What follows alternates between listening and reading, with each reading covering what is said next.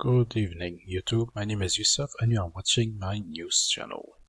Let's take a look at the solar wind today. We are seeing that the speed in purple is picking up the pace and matching actually the space weather prediction. This wasn't the case yesterday, and this leads me to believe that what we actually saw was a glancing blow of a CME of a few days ago, rather than the solar wind from that coronal hole. As we can see, this is clearly that solar wind. The density drops as the speed picks up the pace. And if we look at the analysis spiral, this is exactly what was predicted.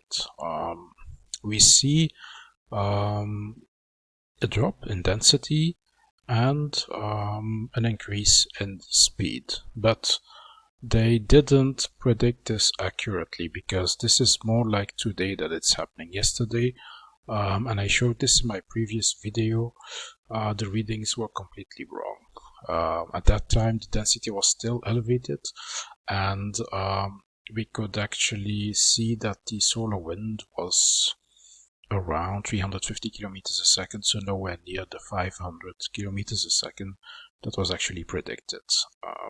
But this time we are clearly in that solar wind flowing from a coronal hole. And actually, if you look at the sun, we see many dark spots. The solar wind actually that reached us is from here, and I do believe that we will stay a couple of days in this zone, in the solar wind flowing from this particular region. And if we look at the analysis spiral, we can actually see this. I mean, if we look at the prediction, it is predicted that the solar wind will drop a little bit around the 5th of May, but then will pick up the pace again and actually increase even more in speed. And there is a slight bump in density around the 6th, but nothing major.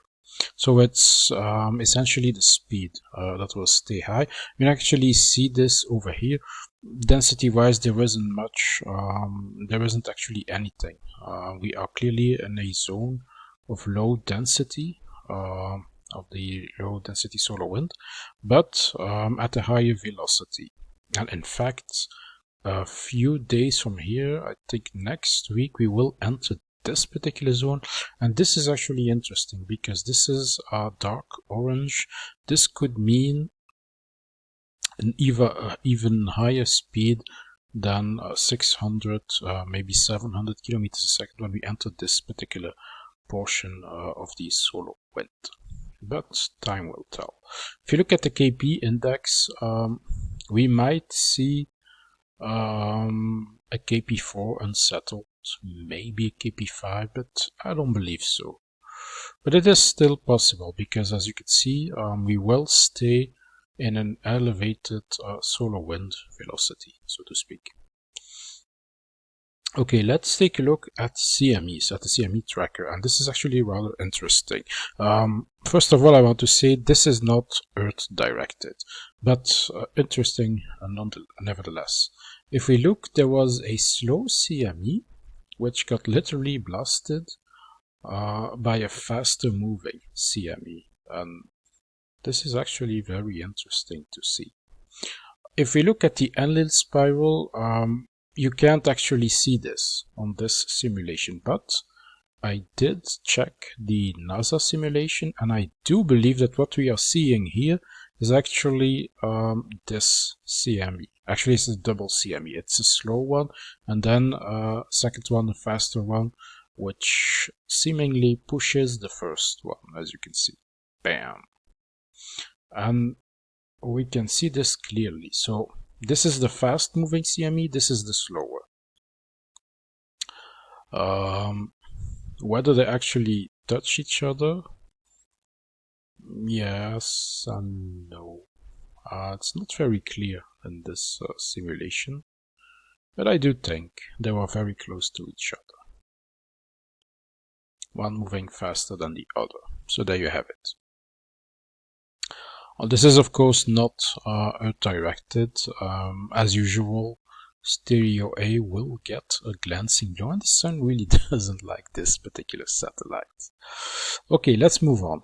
If we look at the Schuman resonance, we see actually a major signature.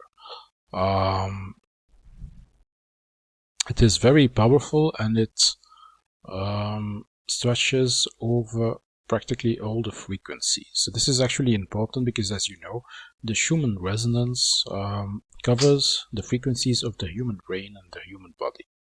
So this affects state of our mental state, but also our physical state, definitely.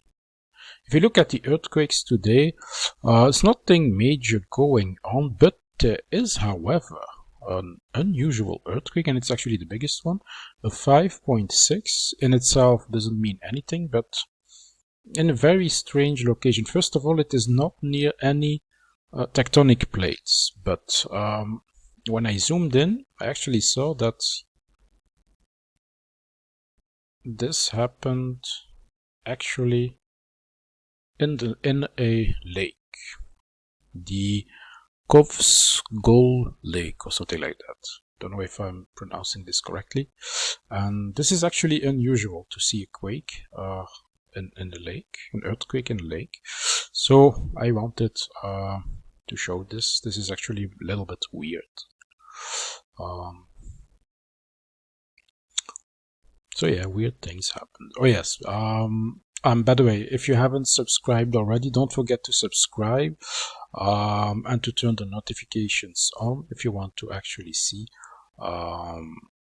my future videos. If you don't subscribe, you will actually miss any future content, and this would make me very sad. So don't forget to subscribe, and also if you actually at the end of the video like what you see, you can also hit the like button. So this is the last item. So there is an ongoing anomaly in the Arctic, and I wanted to bring this up again because it's actually still ongoing. This is very unusual. The one time I actually remember this, it was bigger, but it happened in winter. Or actually just before winter time, I believe in October, beginning of November. It suddenly appeared, but this time it actually persists, and I wonder what this is. This is, for example, the sea salinity map. You can clearly see it.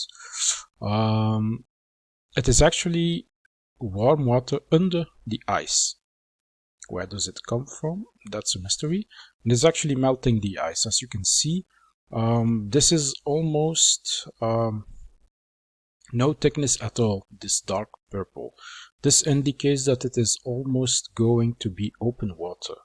And this would be interesting to see if it actually stays until summer, until the melt actually begins. I'll be surprised to see what happens then. If you look at the ice concentration, it already is clearly visible. So the ice is clearly melting. It is being less concentrated. The thickness is almost gone, as you can see. This is, I believe, less than 1 meter thickness. In the middle, this is almost nothing. So this is clearly becoming, this is going in the process of becoming open seawater. And if we look at the temperature, it is actually increasing. We are not only in the dark blue this time, but clearly in that cyan color, which indicates a higher temperature. If I zoom this out to show you, let's zoom this out a little bit. Yes, to see the scale.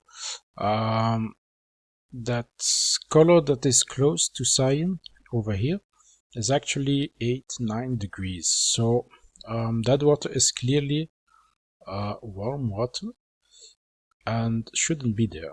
This is what's melting the ice. So we will see if it actually stays like this, and will be interesting to see, especially when the melting season begins in the Arctic, when the summer begins, what will happen further over here. So this is it, people. Before I end this video, I want to cite a philosophical quote as usual. I believe it was number 33 yesterday. Yes. 34. I have no knowledge of myself as I am, but merely as I appear to myself. So the best judge of ourselves are actually third parties that observe us, because um, basically this means we only see ourselves how we actually perceive our own personality. But we cannot be judge of that because we think we are like this or like that, but in reality it could be different. Okay, this is it, people. I hope you enjoyed the video, and I guess we see each other next time. Bye bye. Take care, everyone.